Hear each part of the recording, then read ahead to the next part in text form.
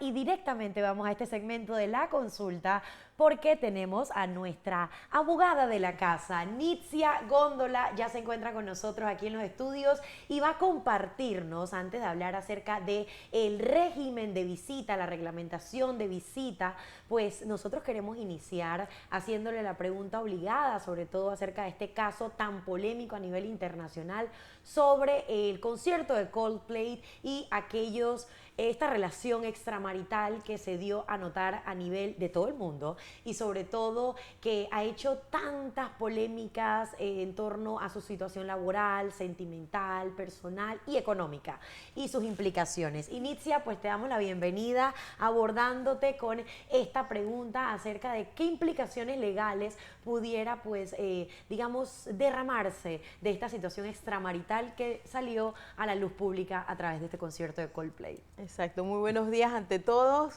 contenta siempre de estar aquí con ustedes y bueno, esta fue tremenda noticia y siento yo que solamente la reacción de ellos fue lo que hizo ver que estaban en algo malo, claro. Pero debemos recordar siempre que si estamos ante un evento público, nuestras imágenes son, se puede decir, que pertenecen al dueño o organizador de ese evento.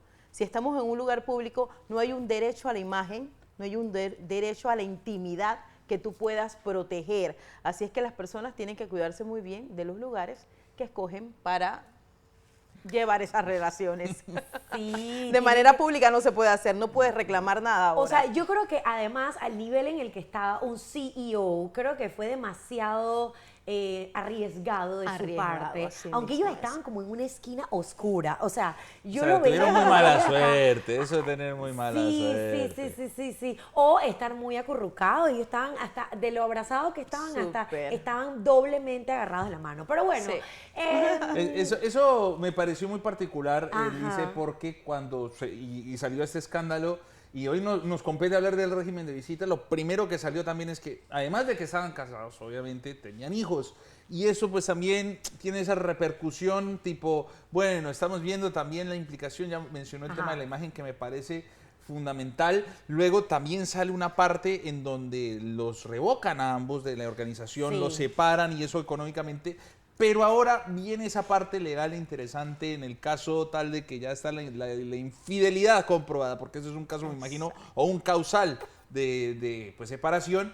¿Ahí qué podrá hacer en ese caso todo lo que pueda venir para la familia, para la separación en ese caso en cuanto a los niños, ¿no? Sí, bueno, se sabe que claro que afecta a sus hijos si vieron el video, pero el juez de la guardia y crianza o régimen de visitas va a fijarse claramente quién es ese padre que ayuda y que siempre está al tanto de los cuidados y atenciones de sus hijos. Eso es lo que va a ver el juez. No si fuiste infiel o si cometiste un error públicamente, el juez se tiene que basar en lo que es ese padre o esa madre para sus hijos. Porque ¿quién está en mejores condiciones de poder cuidar? Porque justamente en los casos de familia, por ejemplo, el divorcio lo tendrán que tramitar aparte, la reglamentación de visita la tienen que tramitar aparte, y en el caso de que ya hemos hablado aquí, el tema de pensión es aparte, o sea, como que se delibera por separado. Sí, bueno, en Panamá se delibera de manera separada en diferentes instancias, pero hay otros países donde un solo juez de familia es el encargado de divorciar, de fijar la pensión alimenticia y de establecer esa guardia y crianza y reglamentación de visitas. Un mismo juez, y es algo que también se ha pedido aquí en Panamá como para mantener lo que es la mediación y tener conocimiento de toda la relación familiar, que sería, lo ventajoso sería un solo juez para que pueda disolver todos estos temas. Con este buen ejemplo que estableció Dani, nosotros vemos que ante una situación así de, bueno, infidelidad comprobada, que notoriamente pues, puede iniciar un proceso de divorcio, lo primero que pasa es que se separan los padres, ¿no? Así es. Y luego de esto, ¿cómo se puede llegar al punto de reglamentación de visita? Esto sucede, lo solicita quien lo necesita en todo caso o quien automáticamente se queda fuera de ese núcleo familiar. Sí, como aquí en Panamá es un proceso independiente al divorcio, el padre que se sienta con mayor capacidad de mantener esa guardia y crianza y custodia de sus hijos es el que va a solicitarlo al tribunal. El padre que considera, no, yo simplemente me quedo con un régimen de visitas, solicita su régimen de visitas. Pero ese padre custodio, el que siempre está velando por ellos a diario, es el que debe solicitarlo al tribunal.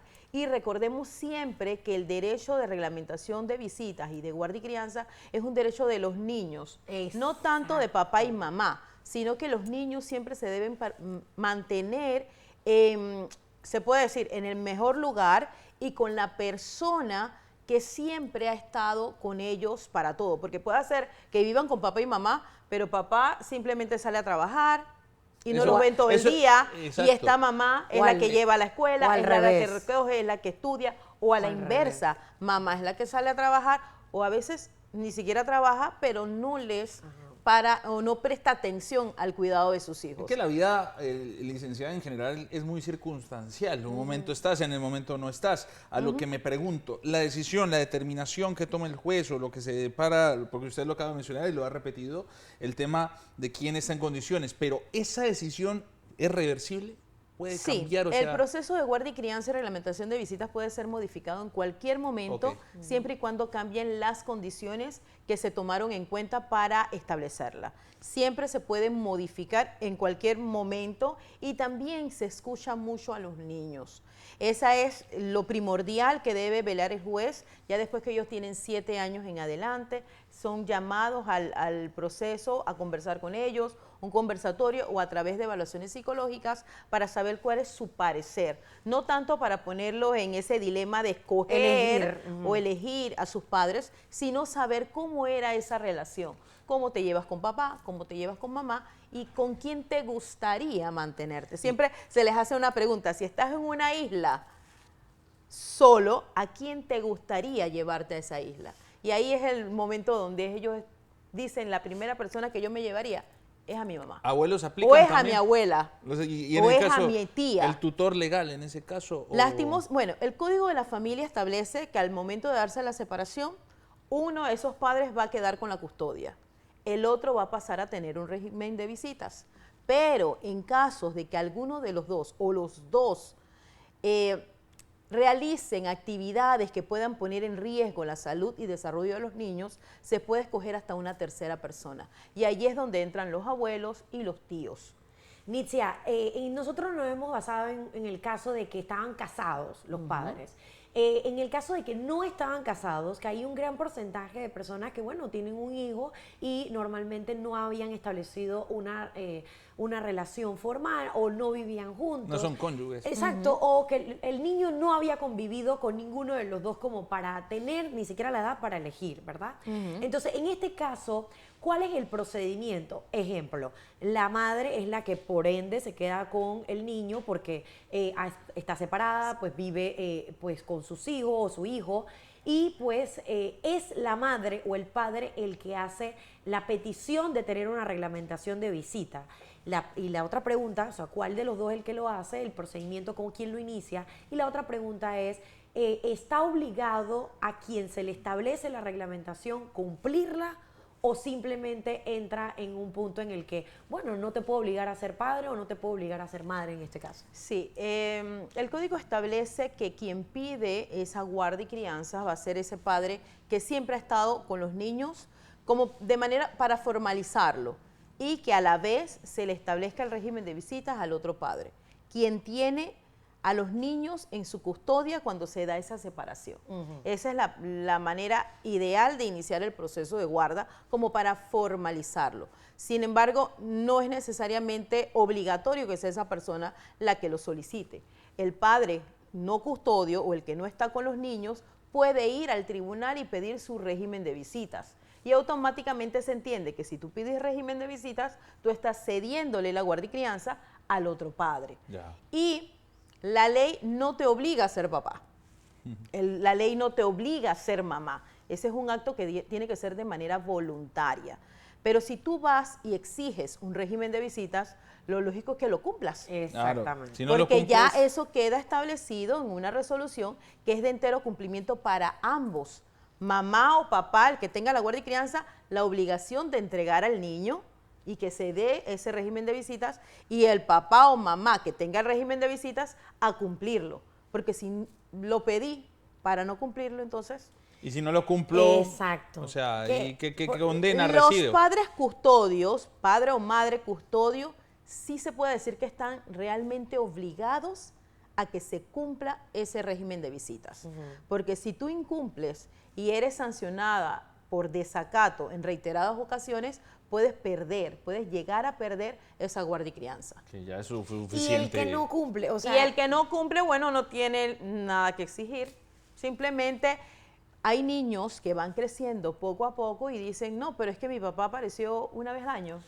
Ya yo no quiero ahí verlo. llega un Ya yo no punto- quiero verlo más. Exacto. O no voy y no lo llamo. Y ya esa mamá custodia no está obligada a entregarlo. Si ya se perdió ese interés del propio niño en mantener un régimen de visitas. No, y eso también es muy particular, porque aquí lo vemos mucho en el lado de papá, mamá, no sé qué, pero y el niño que dice, no quiero ver a mi papá, Exacto. no quiero ir a mi mamá. Y se dan muchos casos, más cuando los niños van creciendo, ya cuando ellos entran en su etapa de adolescencia, ellos mismos deciden si quieren o no quieren ir y no los podemos obligar. Los jueces están claros en ese sentido que no se le puede obligar a un niño a mantener un régimen de visitas porque recuerden que ese es su derecho. Si él ya no quiere ver a papá o a mamá, no se le puede obligar. Lo que sí se busca es como que reciban algún tipo de terapias psicológicas para saber qué es lo que está pasando y el porqué de esa decisión. Pero no se le puede obligar a un niño a estar en un lugar y con una persona con la que no quieren estar. Nitzia, en el caso hemos también hablado de un caso normalizado, ¿no? De la mayoría de los casos. Pero, ¿qué pasa en las situaciones donde tenemos niños que son niños con discapacidad y pues su reglamentación de visita, cómo puede ser debidamente establecido si es que por lo general la persona que tiene la custodia es quien le tiene ya acostumbrado a un cuidado? ¿Cómo hace la contraparte en este caso? Sí, cuando son niños con discapacidad, todo dependiendo de los cuidados del menor, el juez sí tiene que velar porque esa terapia o esos tratamientos o esa rutina se mantenga. Y el padre o madre que quiere incluirse en ese régimen de visitas tiene que cumplir con este parámetro. No podemos afectar al menor, no podemos sacarlo de su comodidad simplemente para que vea a papá o a mamá. Mamá o papá son los que se tienen que adecuar a la condición y a la necesidad de su hijo. Y por eso es que se establecen a veces visitas supervisadas o visitas condicionadas. Hay muchas visitas que no se permite lo que es la pernocta.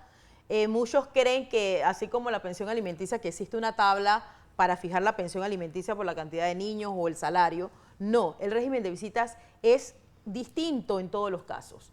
Va a depender mucho de la edad de los niños, de la relación, cómo era esa relación paterno-filial, cómo es el horario de trabajo de papá o mamá que pide ese régimen de visitas. Entonces, cada régimen de visitas va a ser distinto y se tiene que adecuar a las necesidades del niño. Si el niño está en la escuela también, no puedo dejárselo un fin de semana completo sin hacer tareas. O sea, claro, todo tiene que ser revisado. O sea, deberes y derechos. Y debería Así ser es. conjugado, porque justamente está directamente relacionado con lo económico, el hecho de que pueda ser un mismo juez que establezca el cumplimiento de ambas cosas, porque ambos puntos son importantes. Una cosa es que tú des un dinero y tú digas, no, yo mantengo a mi hijo, pero tú no lo estás criando. Entonces, en realidad allí siempre pasan situaciones. Ahora bien, Nitzia, si ya tenemos establecido una reglamentación y todo, pero en realidad no hay una buena comunicación entre los padres, ¿qué pasa si es que yo quiero hacer una petición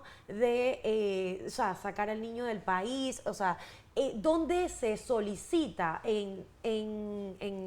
justamente ante este proceso de reglamentación? ¿Se puede solicitar ante el juzgado? ¿O cómo es el procedimiento si es que yo sé que no hay una buena voluntad de la otra parte y no me va a dar permiso, digamos? Sí, la competencia de los juzgados de guardia y crianza son los juzgados seccionales de familia, son los que ven la guardia y crianza, régimen de visitas y permisos de salida del país. También están los juzgados de niñez y adolescencia.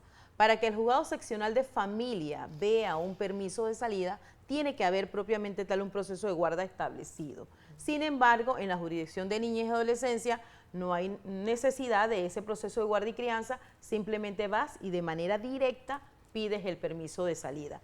Igual se va a tramitar como un proceso, se le va a correr traslado a la otra parte, tiene 3 días para contestar si está de acuerdo o no con la salida y si se opone o no se opone, el juez tiene que tomar la decisión.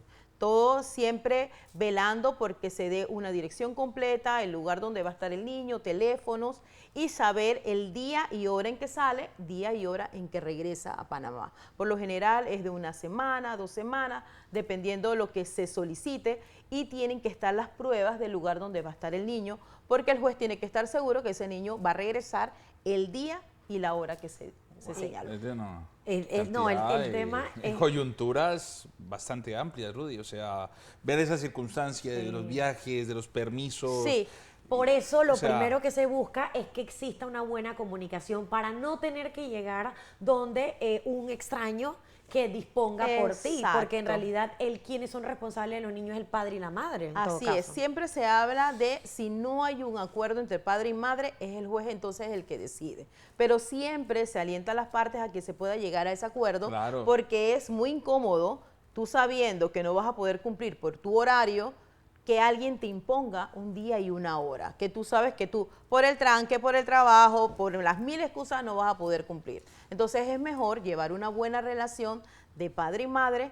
Para eso ahora el órgano judicial tiene con el Centro de Prevención y Orientación Familiar lo que es el programa de padres separados, donde siempre se incluye de manera voluntaria a las personas que quieran participar de este programa para que mejoren la comunicación a fin de que ese régimen de visita se pueda cumplir y que sus hijos también no vean a papá y a mamá peleando toda la vida.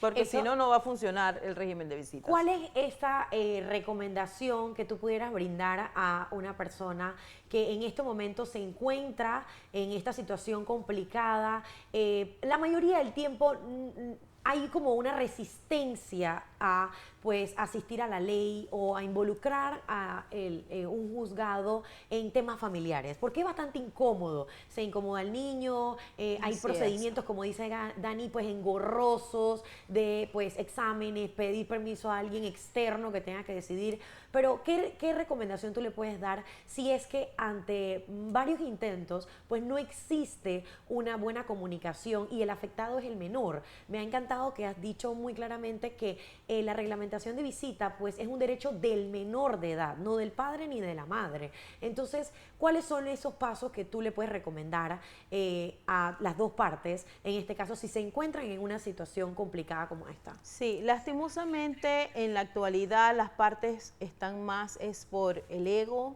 por el enojo, porque tú me hiciste, me trataste mal en la relación, no vas a ver a mis hijos.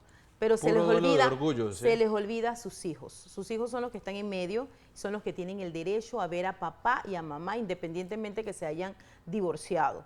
Tienen ese derecho a relacionarse con papá, mamá y con todo el resto de su familia. Entonces, lo mejor es tratar de llegar a acuerdos. Señores, a madurar. Ya lo que pasó, pasó y no lo podemos cambiar. Ustedes, por el bien de sus hijos y por no verse, oye, hasta los 18 años metidos en un tribunal, entonces hay que ser realmente maduros y tomar la mejor decisión para que sus hijos puedan desarrollarse de la mejor manera. Porque si ellos crecen en un ambiente de peleas, así mismo lo van a repetir cuando sean adultos. Entonces, ¿qué es lo que queremos para nuestros hijos? ¿De verdad los queremos? ¿O simplemente estamos en esa parte de la venganza? Y eso es lo que se ve en los tribunales y por eso ese programa de padres separados, para que cada padre sepa su rol, sepa hasta dónde llega su derecho y dónde empieza el del otro. Y que su hijo es el que está en el medio viendo todo. Debería ser lo preponderante, o sea, debería ser lo más importante adelante, más Exacto. allá de todo y si no vas a cumplir con el régimen de visita, no los pidas. No lo pidas. Si no vas a cumplir con el régimen de visita, no lo pidas, señores. Nitzia, mira, la verdad que esto que acabas de decir de la venganza y el resentimiento, hay una frase muy cierta que menciona que es como tener resentimiento, es como sentir, o sea, tomarte, no sé, un trago de agua o lo que sea y querer que el otro sea el que lo sienta. No vas a solucionar nada, ni con resentimiento ni con venganza. Señores, mandan a los niños con la peor ropa que tienen en casa para el régimen de visitas, con las zapatillas sucias y las zapatillas rotas. ¡Ey, ese es tu hijo! Ese es tu hijo, esa es tu hija. ¿Cómo haces eso? ¿Para afectar a papá o a mamá? No, papá y mamá no son los que se afectan. Son tus hijos los que andan en la calle mal vestidos. Nitzia, Y eso también, deja mucho que decir de, y también de al- ese padre y madre, y ¿no? también al revés, sentir Así el padre que ante un resentimiento de pues separación, no quiero dar, no puedes llevar nada a tu casa, pero es que se lo estás regalando a tu hijo o tu hija. O Esa sea, es otra. al final eso también es un egoísmo imperante. Así como lo señalabas, Rudy, hace unos minutos, puedo entender la molestia de muchas mujeres y hombres que dicen, pero si no me ayuda económicamente, ¿por qué ahora sí quiere sacarlos a pasear? Y es verdad, es algo que no es congruente. Y lastimosamente la justicia tiene separados los procesos. Uno ve pensión alimenticia y otro juez es el que ve la guardia y crianza y el régimen de visitas. Por eso es que a veces se pide unificar esos procesos para que un mismo juez tenga conocimiento de todo. Pero lastimosamente, como es un derecho del niño a ver a papá, no lo puedo condicionar al dinero. Exactamente. Pero Claro. ese papá que quiere ver a su hijo, oye, tienes que ser consciente que si tú no lo mantienes, ¿cómo lo sacas a pasear, no? Bueno, Nitzia, tú seguramente vas a estar de vuelta porque necesitamos ampliar mucho Siempre. este tema. Siempre Estos llega a ser temas. polémico, llega a tener una conversación tocar fibras. bastante interesante, pero sobre todo a educar a la población en cuanto a Así estos es. temas que es bastante desconocimiento tienen ante el enfrentamiento de los mismos, pero que en total y en resultado tenga niños y niñas sanas. Muchísimas Exacto. gracias por acompañarnos. Contacto Sí. para el que nos En esté redes viendo y sociales. que, pues, por supuesto, quiera hacer Exacto, alguna mi consulta. número de celular 6151-4588 o mi correo electrónico nixia.gondola@gmail.com. Así es, deberíamos en tus próximas visitas ya recibir consultas previas para resolver, tú sabes, A la orden ponernos siempre. así bastante exacto. Vamos a poner box en Instagram de los temas que ustedes quisieran tocar y sobre todo estas consultas, si quieren privadas o no, para que ya vengan a ser resueltas en vivo aquí con nuestra abogada de la casa. La leemos directamente si vienen de un concierto, no se preocupen.